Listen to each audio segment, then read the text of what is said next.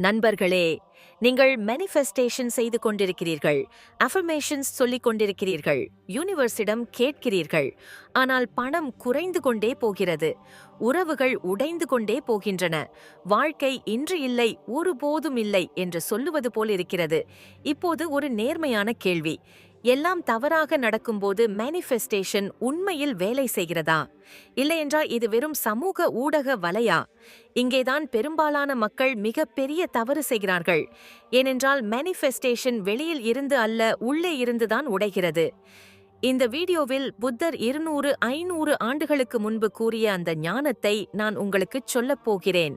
அது இன்றைய மேனிஃபெஸ்டேஷன் மற்றும் யூனிவர்ஸ் என்ற கருத்தை அடிப்படையிலேயே புரிய வைக்கிறது.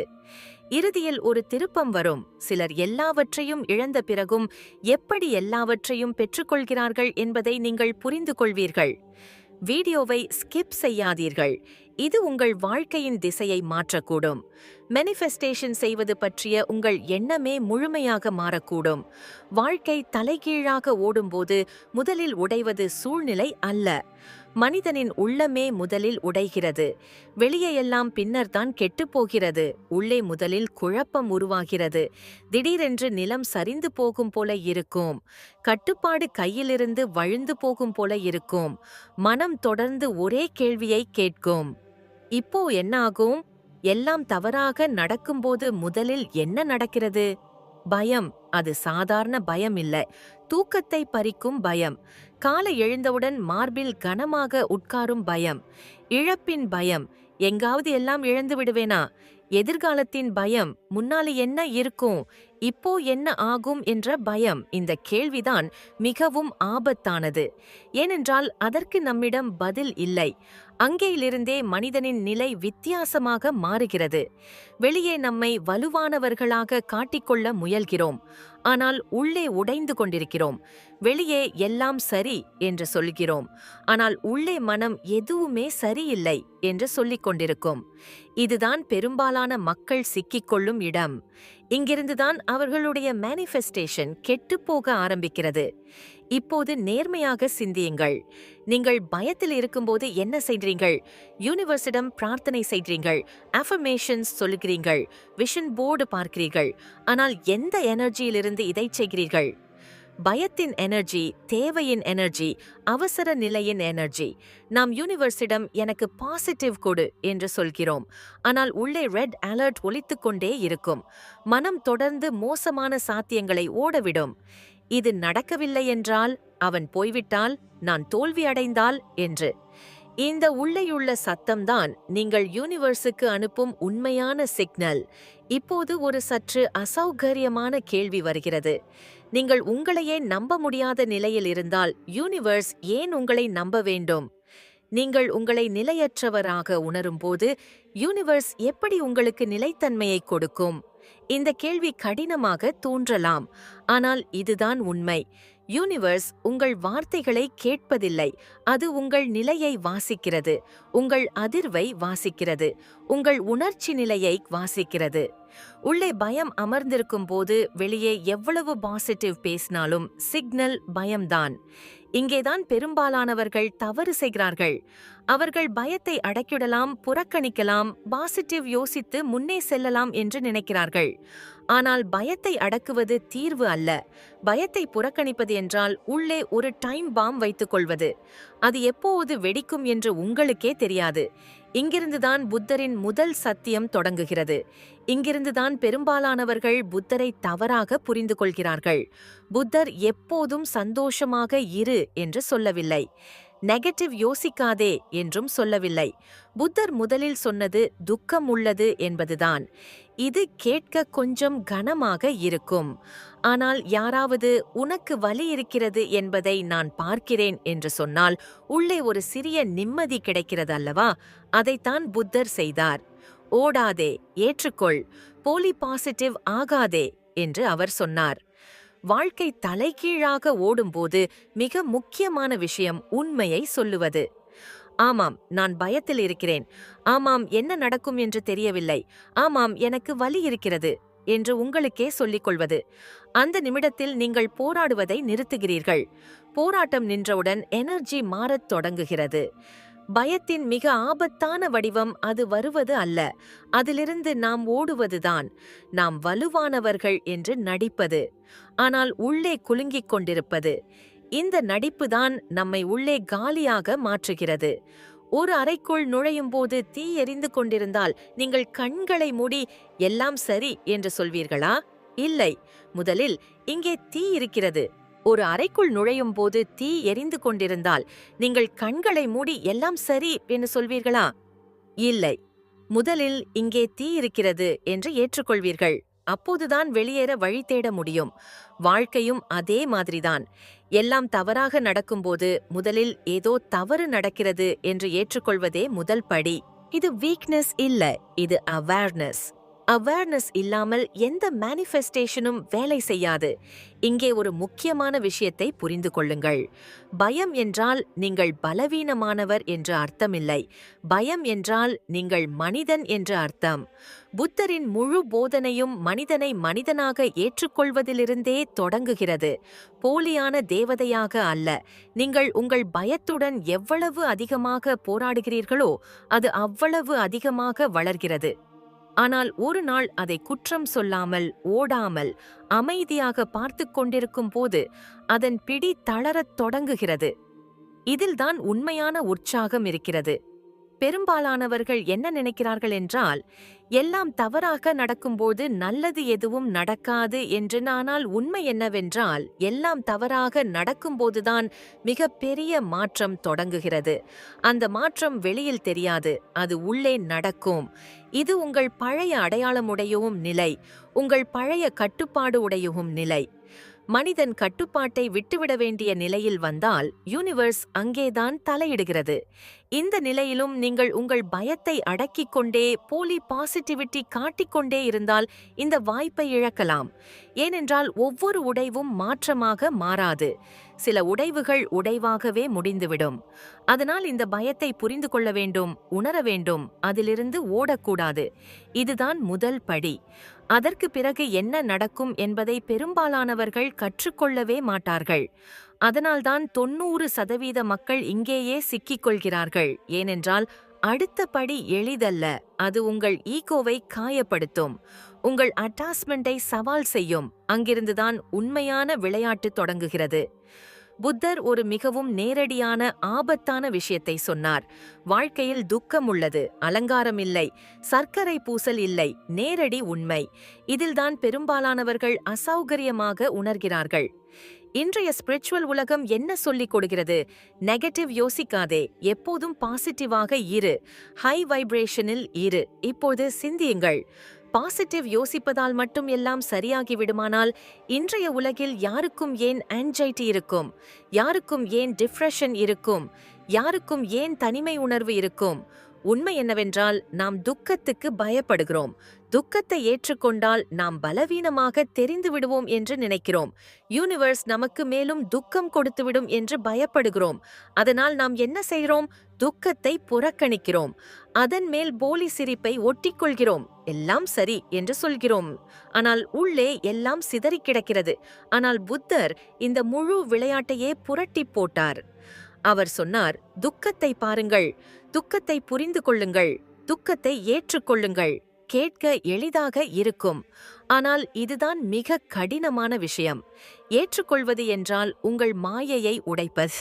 நீங்கள் துக்கத்திலிருந்து ஓடும்போது உள்ளேயுள்ள உண்மையான சிக்னல்களை அடக்குகிறீர்கள். யூனிவர்ஸுக்கு குழப்பமான மெசேஜ் அனுப்புகிறீர்கள். வெளியே நான் சந்தோஷமாக இருக்கிறேன் என்று சொல்கிறீர்கள். உள்ளே நான் உடைந்து கொண்டிருக்கிறேன் என்று உணர்கிறீர்கள். இப்பொழுது யோசித்து பாருங்கள். யூனிவர்ஸ் உங்கள் வார்த்தைகளை கேட்குமா? உங்கள் நிலையை படிக்குமா? மேனிஃபெஸ்டேஷன் பற்றிய ஒரு கசப்பான உண்மை. யூனிவர்ஸ் உங்கள் வார்த்தைகளுக்கு அல்ல, உங்கள் எனர்ஜிக்குத்தான் ரெஸ்பான்ஸ் செய்கிறது. எனர்ஜி எப்போதும் உண்மையை சொல்கிறது. அதனால்தான் மேனிஃபெஸ்டேஷனின் முதல் விதி மிகவும் தெளிவானது. நீங்கள் எதிர்க்கும் விஷயம்தான் தொடர்ந்து நீடிக்கும். நீங்கள் பயத்தை அடக்கினால் பயம் அதிகமாகும். துக்கத்தை புறக்கணித்தால் துக்கம் மேலும் ஆழமாகும். வலியிலிருந்து ஓடினால் அந்த வலி உங்கள் நிழலாக மாறிவிடும். அதனால்தான் பலர் வருடக்கணக்கில் அஃபர்மேஷன்ஸ் சொல்கிறார்கள், விஷன் போர்டுகள் உருவாக்குகிறார்கள். ஆனால் உள்ளே காலியாகவே இருக்கிறார்கள். ஏனென்றால் இப்பொழுது நடக்கும் உண்மையை பார்க்க அவர்கள் பயப்படுகிறார்கள். இப்போது உங்களிடம் ஒரு நேர்மையான கேள்வி. எல்லாம் தவறாக நடக்கும்போது எல்லாம் சரி என்று உங்களுக்கே சொல்லிக்கொண்டால் உள்ளே நிம்மதி கிடைக்கிறதா? இல்லையென்றால் மேலும் மூச்சுத் திணறல் அதிகமாகிறதா? உண்மை என்னவென்றால் போலி பாசிட்டிவிட்டி தான் மிக விஷமான விஷயம். அது உங்களை உங்கள் சொந்த வலியிலிருந்து துண்டித்து விடுகிறது. யார் தன் வலியிலிருந்து துண்டிக்கப்படுகிறாரோ அவர் தன் சக்தியிலிருந்தும் துண்டிக்கப்படுகிறார். புத்தரின் முதல் ஆரிய சத்தியம் உங்களை பலவீனமாக்குவதற்காக அல்ல, அது உங்களை நிலத்தில் பதிய வைக்கவே, உண்மைக்குள் கொண்டு வரவே. ஆமாம், இப்போது நான் துக்கத்தில் இருக்கிறேன் என்று நீங்கள் ஏற்றுக்கொள்ளும் நிமிடத்தில் ஓடுவதை நிறுத்துகிறீர்கள். ஓடுவதை நிறுத்திய நாளில்தான் ஹீலிங் தொடங்குகிறது. இங்கே மீண்டும் பயம் வருகிறது. நான் துக்கத்தை ஏற்றுக்கொண்டால் அதில் சிக்கிக் கொள்வேனா என்று மக்கள் நினைக்கிறார்கள். இல்லை, ஏற்றுக்கொள்வதும் சிக்கிக்கொள்வதும் இரண்டு வேறு விஷயங்கள். ஏற்றுக்கொள்வது என்றால் பார்ப்பது, உணர்வது. ஆனால் அதையே அடையாளமாக மாற்றிக்கொள்ளாதது. நீங்கள் நான் துக்கமே என்று சொல்லவில்லை, என் உள்ளே இப்போது துக்கம் இருக்கிறது என்று சொல்கிறீர்கள். இந்த சிறிய வேறுபாடுதான் உங்கள் முழு வாழ்க்கையையும் மாற்றக்கூடியது. இதுதான் உண்மையான உற்சாகம். ஏனென்றால் நீங்கள் உங்கள் துக்கத்தை பார்க்கும் நாளில்தான் அதை கடந்து செல்லும் திறன் உங்களுக்குள் உருவாகிறது. புத்தர் ஒருபோதும் துக்கத்திலேயே இரு என்று சொல்லவில்லை. அவர் சொன்னது முதலில் துக்கம் இருக்கிறது என்பதை ஏற்றுக்கொள் என்பதுதான். ஏனென்றால் டயக்னோசிஸ் இல்லாமல் எந்த சிகிச்சையும் இல்லை. ஒரு டாக்டர் ரிப்போர்ட் பார்க்காதே பாசிட்டிவாக இரு என்று சொன்னால் நீங்கள் அவரை டாக்டர் என்று ஏற்றுக்கொள்வீர்களா? அப்படி இருக்க உங்களோட வாழ்க்கையில் நீங்களே உங்களிடம் ஏன் இப்படி செய்கிறீர்கள்? எல்லாம் தவறாக நடக்கும்போது எல்லாம் சரி என்று உங்களிடம் சொல்லாதீர்கள். எல்லாம் சரியில்லை என்பதை நான் பார்க்கிறேன் என்று சொல்லுங்கள். இந்த வாக்கியம் மிகவும் சக்தி வாய்ந்தது. இதில் நாடகமும் இல்லை, மறுப்பும் இல்லை. இருக்கிறது அவேர்னஸ் மட்டுமே. அவேர்னஸ் தான் மாற்றத்தின் முதல் படி. இந்த நிலையை கடந்து செல்லாமல் விட்டால் அதன் பிறகு வரும் அனைத்து ஸ்பிரிச்சுவல் விஷயங்களும் வெறும் என்டர்டெயின்மெண்ட் ஆகிவிடும். மெடிடேஷன் கூட ஒரு எஸ்கேப் ஆகிவிடும். மேனிஃபெஸ்டேஷன் கூட ஒரு டிஸ்ட்ராக்ஷன் ஆகிவிடும். ஆனால் இந்த நிலையை நீங்கள் கடந்துவிட்டால் அடுத்தபடி தானாகவே உங்கள் முன் தோன்றும். அங்கேதான் 90% மக்கள் நின்றுவிடுகிறார்கள். ஏனென்றால் அடுத்தபடி உங்கள் ஈகோவை சவால் செய்கிறது. உங்கள் மிக ஆழமான அட்டாச்மெண்ட்களை வெளிச்சத்திற்கு கொண்டு வருகிறது. உங்களுக்கு அசௌகரியமான உண்மையை காட்டுகிறது. அந்த உண்மை உங்களை உடைக்கலாம் அல்லது உங்களை விடுதலை செய்யலாம். இங்கே நீங்கள் உங்களிடம் கேட்க வேண்டிய கேள்வி ஒன்றே ஒன்று. நீங்கள் வெறும் நல்லா உணர வேண்டும் என்று நினைக்கிறீர்களா அல்லது உண்மையிலேயே மாற வேண்டும் என்று நினைக்கிறீர்களா? துக்கத்தை ஏற்றுக்கொள்வது வெறும் ஆரம்பமே. உண்மையான விளையாட்டு அதன் பிறகுதான் தொடங்குகிறது. புத்தர் 2வது ஆரிய சத்தியத்தை சொன்னார். அங்கேதான் பெரும்பாலானவர்கள் அசௌகரியமாக உணர்கிறார்கள். புத்தர் சொன்னார், துக்கத்தின் காரணம் திருஷ்ணை. அளவுக்கு அதிகமான ஆசை, அளவுக்கு அதிகமான பிடிப்பு, அளவுக்கு அதிகமான கட்டுப்பாடு செய்யும் முயற்சி. இது கேட்க சாதாரணமாக இருக்கும். ஆனால் இதை சரியாக புரிந்து கொண்டால் மேனிஃபெஸ்டேஷனின் முழு விளையாட்டும் தெளிவாகிவிடும். உங்களைச் சுற்றி பாருங்கள். மேனிஃபெஸ்டேஷன் உலகத்தில் மக்கள் என்ன செய்கிறார்கள்? எனக்கு இது வேண்டும், இப்போதே வேண்டும், இதே மனிதரிடமிருந்து வேண்டும், இந்த தேதிக்குள் வேண்டும், இந்த மாதிரியே வேண்டும். இப்போது ஒரு நேர்மையான கேள்வி. இது ஆசையா அல்லது பயமா? இப்போதே வேண்டும் என்று சொன்னால் அதன் பின்னால் உற்சாகம் இல்லை, அதன் பின்னால் ஆங்ஸைட்டி தான். இப்படித்தான் வேண்டும் என்று சொன்னால் அதன் பின்னால் கிளாரிட்டி இல்லை, அதன் பின்னால் இன்செக்யூரிட்டி தான். புத்தர் இதைத்தான் திருஷ்ணை என்று சொன்னார். இது நீட் அல்ல, வாண்ட் அல்ல. உள்ளே உங்களை கலங்க வைக்கும் அந்த கிரேவிங் தான். இந்த கலக்கம்தான் மேனிஃபெஸ்டேஷனின் மிக பெரிய எதிரி. யூனிவர்ஸ் அமேசான் கிடையாது. அதே நாளில் டெலிவரி தராது. அதைவிட முக்கியமாக யூனிவர்ஸ் பிரஷரில் வேலை செய்யாது. சிறிய ஹியூமர் கொண்டு பாருங்கள். யூனிவர்ஸ் உண்மையிலேயே உங்களை கேட்கும் என்றால், முதலில் மூச்சுவிடு, இவ்வளவு அவசரம் ஏன், சாவா போகிறாய் என்று மேலிருந்து சொல்லியிருக்கும். ஆனால் உண்மையில் நாம் உள்ளே சாவதே அட்டாச்மெண்ட் காரணமாகத்தான். அட்டாச்மெண்ட் என்றால் இலக்கு வைக்க கூடாது என்பதல்ல. அட்டாச்மெண்ட் என்றால் இலக்கு இல்லாமல் நீங்கள் உங்களை முழுமையற்றவராக நினைப்பது. நீங்கள் ஏதோ ஒன்றுக்கு ஒட்டிக்கொண்டால் அதை மகிழ்ச்சியால் அல்ல, பயத்தால் விரும்புகிறீர்கள். பயத்தால் செய்யப்பட்ட மேனிஃபெஸ்டேஷன் 2 விஷயங்கள் மட்டுமே செய்கிறது. ஒன்று, அது வராது, அல்லது வந்தாலும் நிலைக்காது. சிலர் விஷயங்களை பெற்றுக்கொள்கிறார்கள், ஆனால் அவர்கள் சந்தோஷமாக இல்லை. ஏனென்றால் அந்த விஷயம் பயத்திலிருந்து கேட்கப்பட்டது. இங்கே ஒரு ஆழமான விஷயத்தை புரிந்து கொள்ளுங்கள். அட்டாச்மெண்ட் எப்போதும் எதிர்காலத்தில் வாழ்கிறது. இது கிடைத்தால் நான் சந்தோஷமாக இருப்பேன். அவர் திரும்ப வந்தால் நான் சரியாகிவிடுவேன். எதிர்காலத்தில் வாழும் மனிதன் தற்போதைய தருணத்தின் சக்தியை இழந்து விடுகிறான். மேனிஃபெஸ்டேஷன் தற்போதைய தருணத்தில்தான் நடக்கும். ஆனால் அட்டாச்மெண்ட் உங்களை அந்த தருணத்திலிருந்து துண்டித்து விடுகிறது. அப்போதுதான் பயம் செயல்பட ஆரம்பிக்கிறது. நீங்கள் ஏதோ ஒன்றுக்கு ஒட்டிக்கொண்டால் அதை இழப்போமோ என்ற பயம் தானாகவே வரும். பயத்தின் அதிர்வில் உருவாகும் மேனிஃபெஸ்டேஷன் நிலையற்றதாக இருக்கும். நீங்கள் ஒருவரிடம் அவர் போனால் நான் உடைந்து போவேன் என்ற பயத்துடன் இணைந்திருந்தால் அந்த உறவில் மூச்சுத் திணறல் வராதா? யூனிவர்ஸும் அதே உணர்வை தான் பெறுகிறது. உங்கள் அட்டாச்மெண்ட் யூனிவர்ஸை மூச்சுத் திணற வைக்கிறது. அதனால்தான் புத்தர் தெளிவாகச் சொன்னார், துக்கத்தின் காரணம் வெளிப்புற விஷயங்கள் அல்ல, உங்கள் பிடிப்புதான் காரணம். இப்போது உற்சாகமான விஷயம்.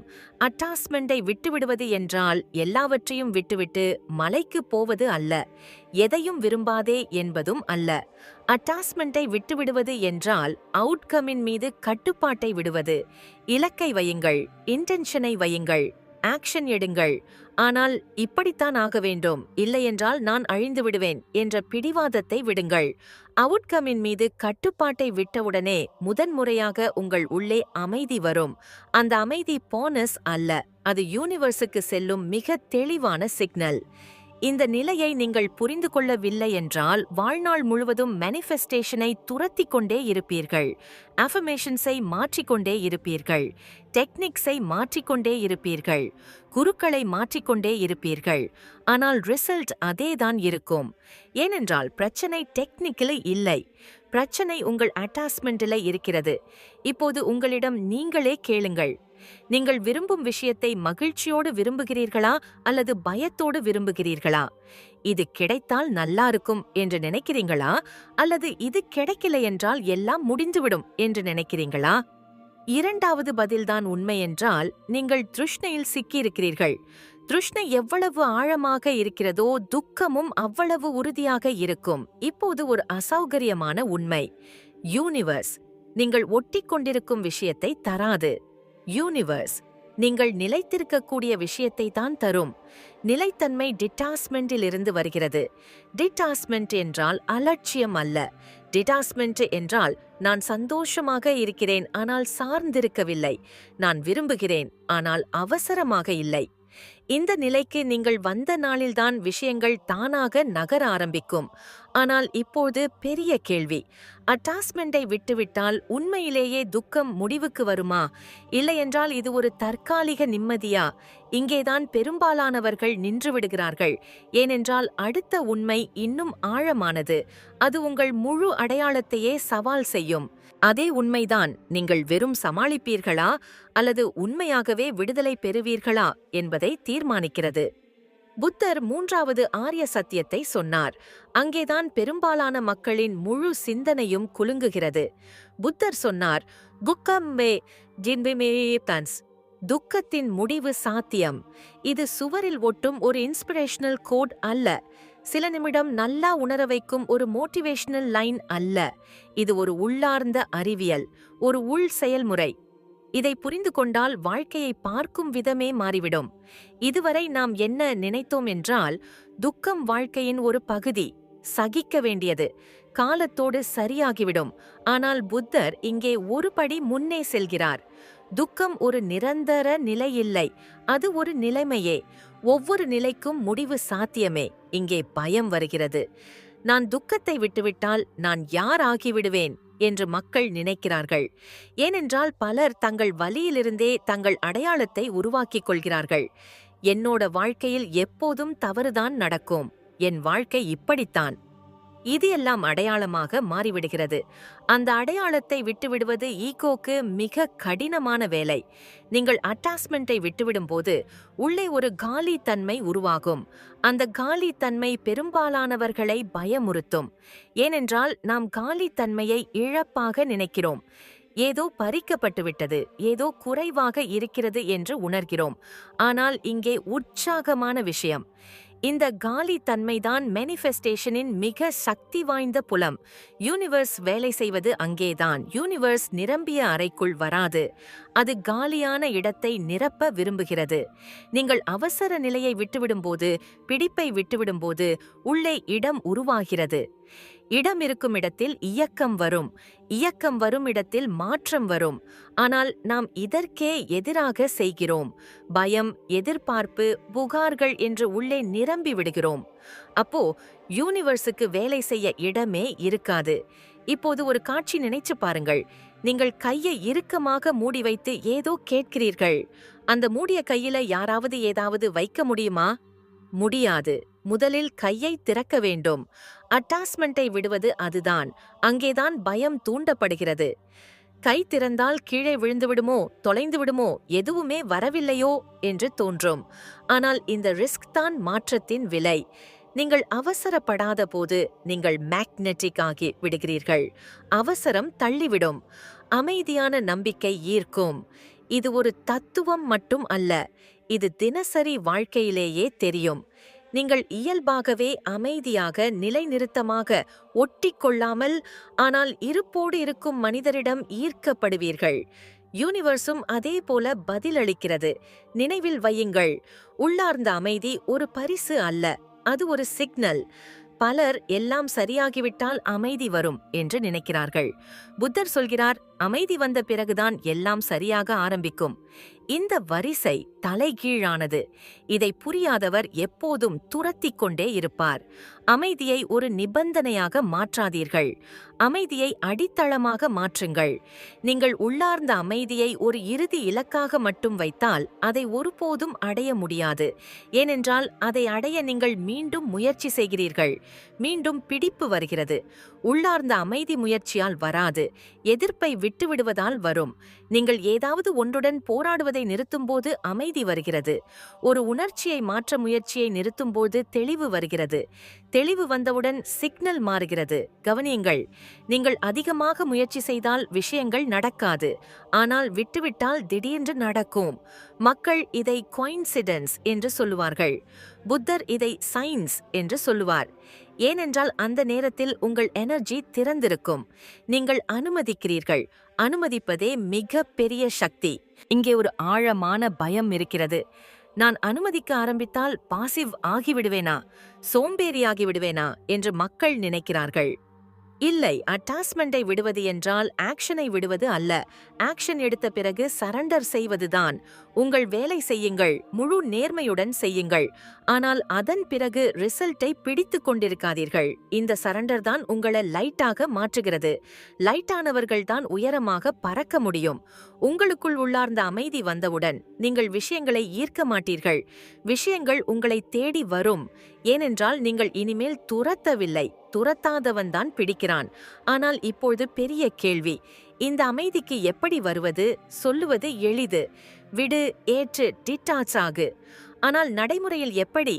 இங்கேதான் பெரும்பாலானவர்கள் குழப்பமடைகிறார்கள். ஏனென்றால் அவர்கள் வழியை வெளியே தேடுகிறார்கள், ஆனால் பாதை உள்ளே இருக்கிறது. இதுதான் அந்த திருப்பு முனை. இங்கே மேனிஃபெஸ்டேஷன் முழுமையாக மாறுகிறது. கவனம் வெளியே இல்லை, உள்ளே செல்கிறது. உள்ளே செல்ல ஒரு வழி இருக்கிறது. அது மிகவும் எளிமையானது, ஆனால் ஈகோக்கு பிடிக்காதது. அந்த வழிதான் இந்த அமைதி தற்காலிக நிலையாக இருக்குமா அல்லது நிரந்தர நிலையாக மாறுமா என்பதை தீர்மானிக்கிறது.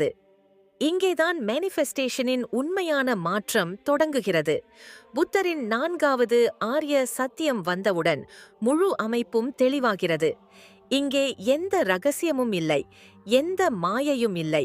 புத்தரின் அஷ்டாங்க மார்க்கம் ஒரு மத விதி புத்தகம் அல்ல, ஒரு பூஜை பாடத்திட்டம் அல்ல.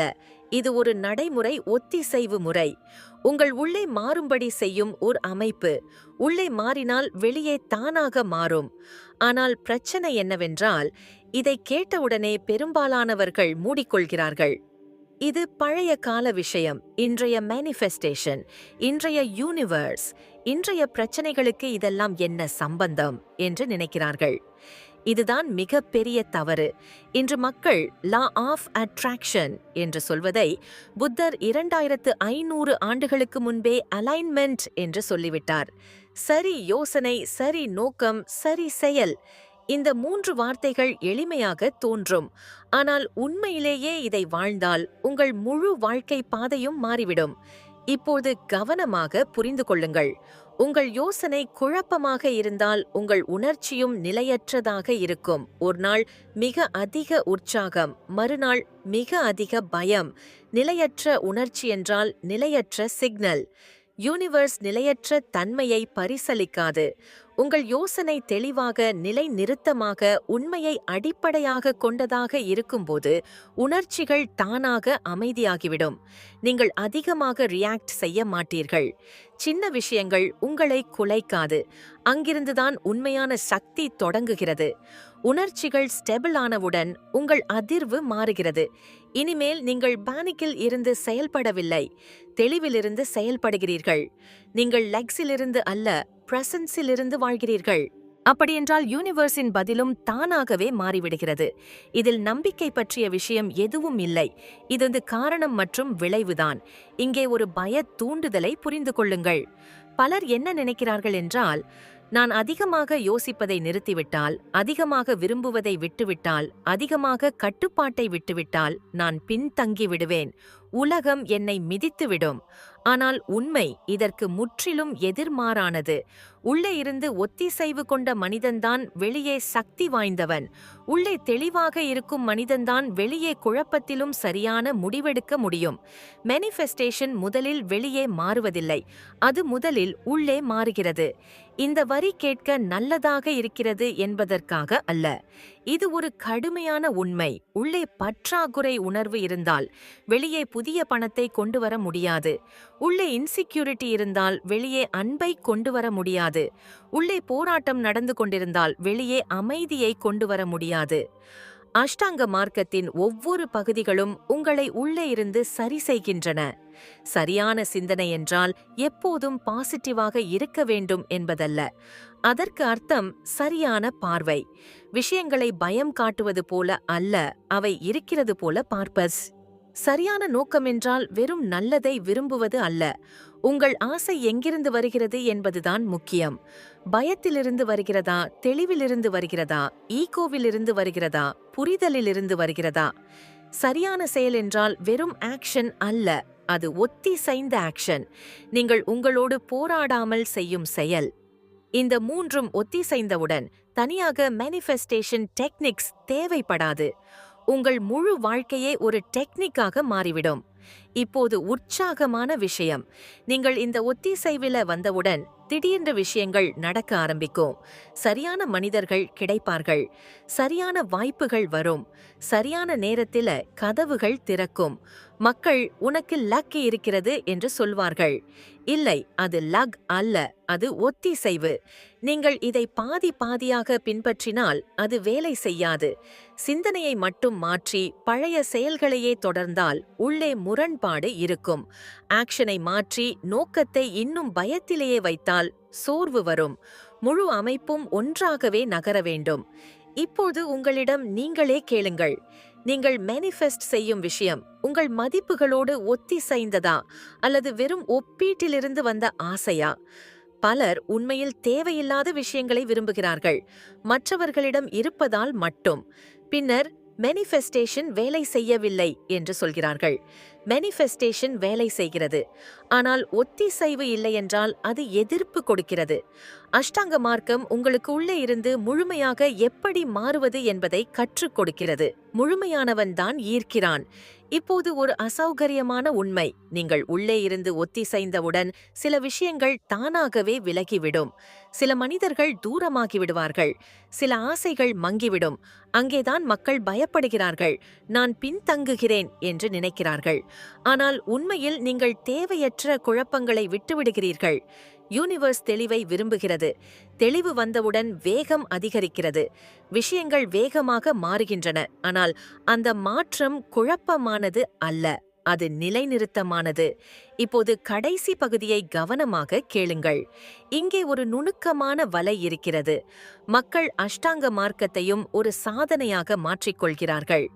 நான் எவ்வளவு கான்ஷியஸ் ஆகிவிட்டேன், நான் எவ்வளவு அலைன்டாக இருக்கிறேன். அங்கேயே ஈகோ திரும்பி வருகிறது. ஒத்திசைவு ஒரு பதக்கம் அல்ல, அது தினமும் வாழ வேண்டிய ஒரு நிலை.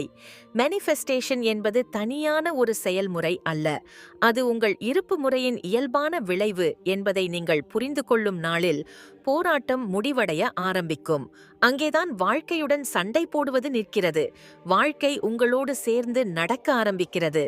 இப்பொழுது கடைசி கேள்விதான் மீதமிருக்கிறது. எல்லாம் தெளிவாக புரிந்த பிறகும் மனிதன் ஏன் மீண்டும் விழுகிறான்? இங்கேதான் அந்த இறுதி பாடம் வருகிறது. இந்த முழு அமைப்பையும் நிறைவு செய்யும் பாடம். முதலில் ஒரு தவறான புரிதலை உடைப்போம். மிகப்பெரிய தவறான புரிதல் இங்கேதான் தொடங்குகிறது.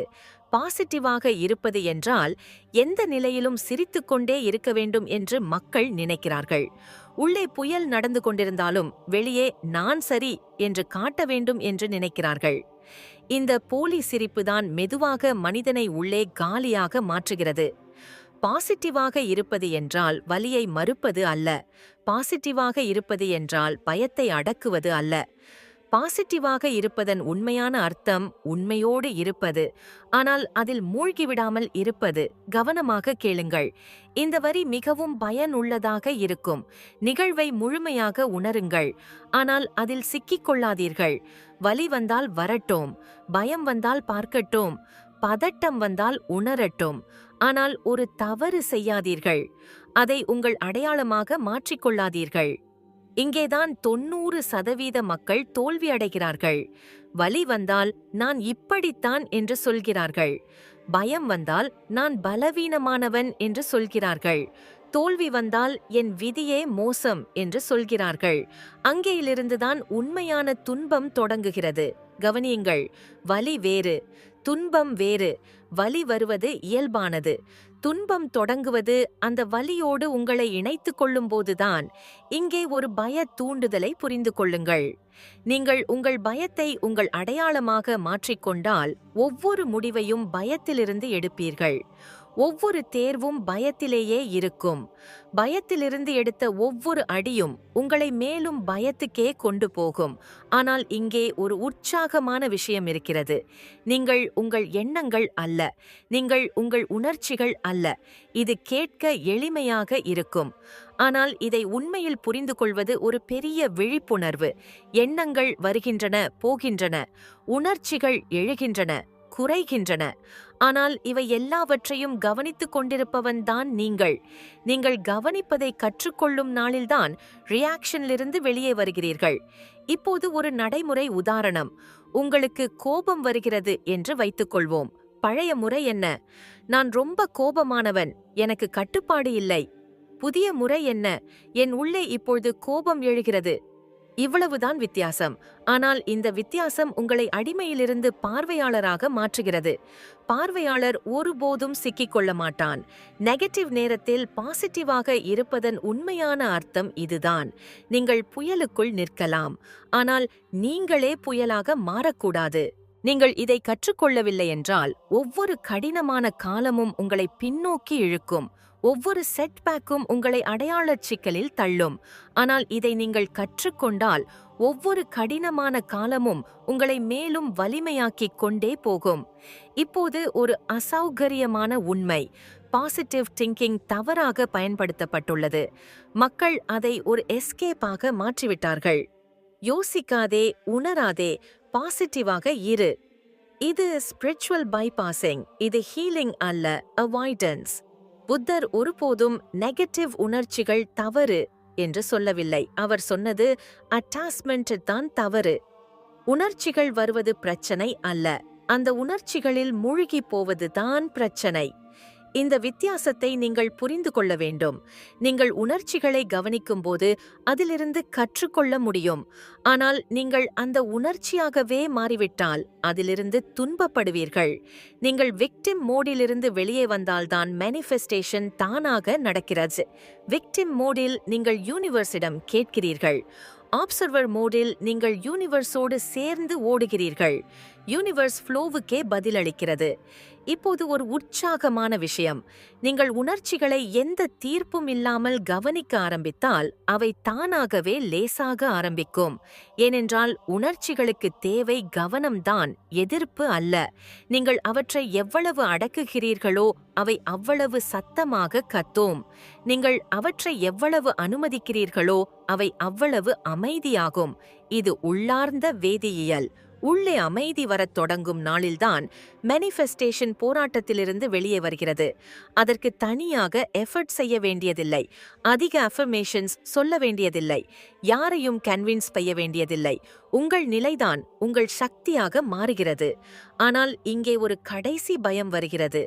நான் கவனிக்க ஆரம்பித்தால் நான் குளிர்ச்சியான மனிதனாக மாறிவிடுவேனா, உணர்ச்சியற்றவனாக மாறிவிடுவேனா என்று மக்கள் நினைக்கிறார்கள். இல்லை, நீங்கள் கல்லாக மாறவில்லை. நீங்கள் முதிர்ச்சியடைகிறீர்கள். நீங்கள் ஓடுவதில்லை. நீங்கள் தற்போதைய தருணத்தில் இருக்கிறீர்கள். தற்போதைய தருணத்தில் இருப்பதே மிக உயர்ந்த அதிர்வு நிலை. இப்போது உங்களிடம் நீங்களே கேளுங்கள், நீங்கள் உங்கள் உணர்ச்சிகளை வாழ்கிறீர்களா அல்லது உணர்ச்சிகள் உங்களை வாழ்கிறதா? இந்த வித்தியாசம் புரிந்துவிட்டால் மேனிஃபெஸ்டேஷன் இனிமேல் தானாகவே நடக்கும். ஏனென்றால் இனிமேல் நீங்கள் ரியாக்ஷன் அல்ல, நீங்கள் அவேர்னஸ். அவேர்னஸுக்கு முன்னால் எந்த நெகட்டிவிட்டியும் நிலைக்காது.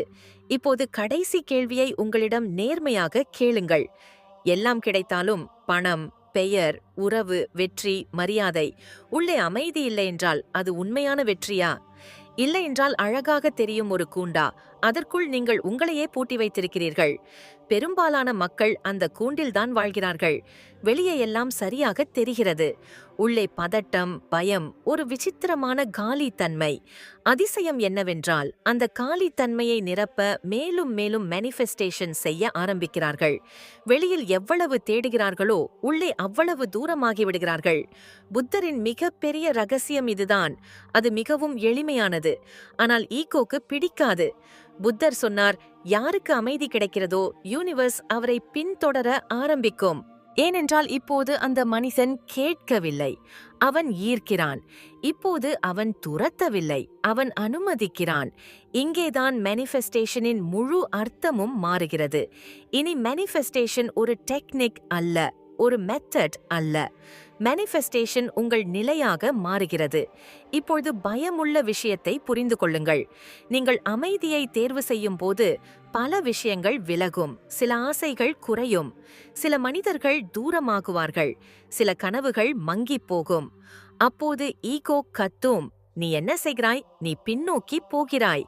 ஆனால் உற்சாகமான உண்மை என்னவென்றால் நீங்கள் பின்னோக்கி போகவில்லை, நீங்கள் தேவையற்ற சுமையை இறக்கி வைக்கிறீர்கள். உங்களுடையதல்லாத சுமைகளை நீக்கிக் கொண்டிருக்கிறீர்கள். யூனிவர்ஸ் அதிகமாக ஓடுபவர்களை முன்னேற்றுவதில்லை. யூனிவர்ஸ் சமநிலையுடன் இருப்பவர்களைத்தான் முன்னேற்றுகிறது. இப்போது உங்கள் வாழ்க்கையின் கடந்த காலகட்டங்களை நினைத்துப் பாருங்கள். நீங்கள் மிகவும் அவசரமாக இருந்தபோது விஷயங்கள் எளிதாக நடந்ததா? நீங்கள் விட்டுவிட்ட போது, நம்பிக்கை வைத்தபோது விஷயங்கள் திடீரென்று நடந்ததா? அது சாத்தியக்கூறு அல்ல, அது ஒரு விதி. ஆனால் இங்கே அவசரம் என்னவென்றால், இந்த உண்மையை இப்போது நீங்கள் புரிந்து கொள்ளவில்லை என்றால் வாழ்க்கையை தொடர்ந்து வாங்கிக் கொண்டே இருப்பீர்கள். ஒவ்வொரு இலக்குக்குப் பிறகு புதிய இலக்கு, ஒவ்வொரு சாதனைக்குப் பிறகு புதிய கலக்கம். ஒரு நாள் நீங்கள் சோர்ந்து போய்விடுவீர்கள். அமைதிதான் மிகப்பெரிய மேனிஃபெஸ்டேஷன். ஏனென்றால் அமைதியில் பயம் இல்லை. பயமில்லாத இடத்தில் தெளிவு இருக்கும். தெளிவில் எடுக்கப்படும் முடிவுகள் உங்களை தவறான இடத்துக்கு கொண்டு போகாது. இப்போது ஒரு அசௌகரியமான உண்மை. பலர் ஸ்பிரிச்சுவல் பயணத்தை தொடங்குவது வலியிலிருந்து தப்பிக்கவே. ஆனால் உண்மையான ஸ்பிரிச்சுவல் பயணம் வலியை புரிந்து கொள்ளுவதிலிருந்து தான் தொடங்குகிறது. எல்லாம் தவறாக நடக்கும்போது யூனிவர்ஸ் உங்களை தண்டிப்பதில்லை, உங்களை உடைப்பதில்லை, உங்களை ரீசெட் செய்கிறது. ரீசெட் என்றால் அழிவு அல்ல, பழைய பேட்டர்ன்களை அகற்றுவது, பழைய நம்பிக்கைகளை உடைப்பது, பழைய பயங்களை சுத்தம் செய்வது. ரீசெட் எப்போதும் அசௌகரியமானது. ஒரு கம்ப்யூட்டரை ரீசெட் செய்தால் சில நேரம் எல்லாம் ஆஃப் ஆகும், திரை கருப்பாகிவிடும். எல்லாம் போய்விட்டதா என்று பயம் வரும். ஆனால் ரீசெட் முடிந்த பிறகு சிஸ்டம் சுத்தமாகும், வேகமாகும். நீங்களும் அதே சிஸ்டம் தான். இந்த நேரத்தில் உங்கள் வாழ்க்கை தலைகீழாக ஓடினால் இது யூனிவர்ஸின் ரீசெட் கட்டமாக இருக்கலாம். இந்த ரீசெட்டை நீங்கள் புரிந்து கொண்டு ஏற்றுக்கொண்டு எதிர்ப்பு செய்யாமல் இருந்தால் இதற்கு பிறகு உருவாகும் உங்கள் பதிப்பு முன்பை விட மிகவும் சக்தி வாய்ந்ததாக இருக்கும். இப்போது உற்சாகமான விஷயம். ரீசெட் ஆன பிறகு மேனிஃபெஸ்டேஷன் எஃபர்ட் இல்லாமல் நடக்கும். ஏனென்றால் இப்போது நீங்கள் பயத்தை அடிப்படையாக கொண்டவரல்ல, பற்றாக்குறையை அடிப்படையாக கொண்டவரல்ல. நீங்கள் மையத்தில் நிற்கிறீர்கள். மையத்தில் நிற்கும் மனிதன்தான் மிகவும் ஆபத்தானவன். அவனை மானிபுலேட் செய்ய முடியாது, பயமுறுத்த முடியாது, கட்டுப்படுத்த முடியாது. யூனிவர்ஸ் கட்டுப்பாட்டுக்கு அல்ல, ஒத்திசைவுக்கு தான் வேலை செய்கிறது. இப்போது ஒரு கடைசி கேள்வி. இந்த கேள்வி உங்களை அசௌகரியப்படுத்தலாம். நீங்கள் உண்மையாகவே எல்லாம் சரியாகிவிட வேண்டும் என்று விரும்புகிறீர்களா? அல்லது எல்லாம் சரியாக இல்லாவிட்டாலும் கூட நீங்கள் நன்றாக இருக்கக்கூடிய அளவுக்கு உங்களை வலுவாக்கிக் கொள்ள விரும்புகிறீர்களா? புத்தரின் பாதை இரண்டாவது வழிதான். புத்தர் சொல்கிறார், முதலில் உள்ளே சரியாகிக் கொள்ளுங்கள், வெளியே தானாகவே சரியாகத் தொடங்கும். அதனால் அடுத்த முறை வாழ்க்கை உங்களை குலைக்கும்போது பானிக்காக வேண்டாம், ஓட வேண்டாம், உங்களை நீங்களே குற்றம் சொல்ல வேண்டாம். ஒரு நிமிஷம் நின்று மூச்சு எடுத்து உங்களிடம் நீங்களே சொல்லுங்கள், இதுவே முடிவு அல்ல, இது ஆரம்பமாக இருக்கலாம். இந்த வீடியோ உங்களை உள்ளே வரை தொட்டிருந்தால் இது ஒரு சாத்தியக்கூறு அல்ல. நீங்கள் இதை கேட்க தயாராக இருந்தீர்கள். நினைவில் வையுங்கள், மிகப்பெரிய மேனிஃபெஸ்டேஷன் நீங்கள் பெறுவது அல்ல, மிகப்பெரிய மேனிஃபெஸ்டேஷன் நீங்கள் ஆகுவதுதான். நீங்கள் இங்கே வரை கேட்டு முடித்திருந்தால் நிச்சயமாக உங்கள் பயணம் தொடங்கிவிட்டது. இந்த மாதிரியான வீடியோக்கள் உங்களுக்கு வேண்டுமென்றால் சேனலை சப்ஸ்கிரைப் செய்ய மறக்காதீர்கள்.